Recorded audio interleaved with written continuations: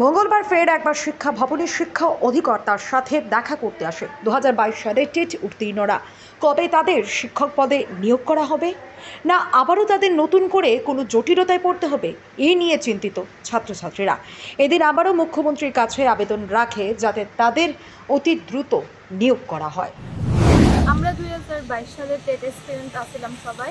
আমরা 38,000 অলমোস্ট এক্সামটা দিছি, আর তার মধ্যে এটলিস্ট 0.9 or 0.8% আমরা পাস করছি 361 জন।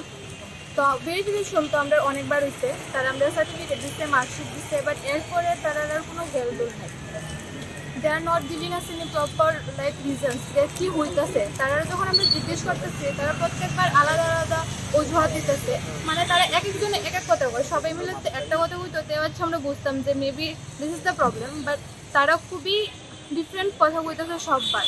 একজনের দিকে দিতেছি একটা কথা বলতেছে, আরেকজনের দিকে দিতেছি আরেকটা কথা বলতেছে। তারা নিজেই জানে না যে আসলে তারা আমাদের পোস্টিং দিতেছে না কেড়ে বা অফার লেটার দিতেছে না কেড়ে।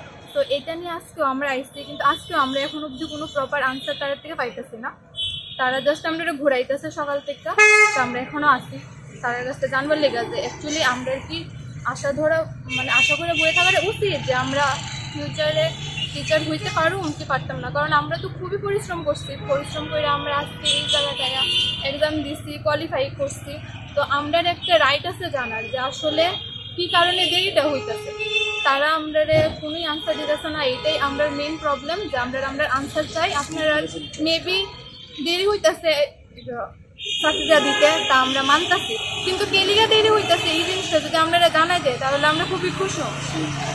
আর সিএম এর কাছে রিকোয়েস্ট করতে এই জায়গাটা একটু তাই না দেখে, কারণ আমরা লাস্ট 1 to 1.5 ইয়ার্স ধরে এখানে দেখতেছি।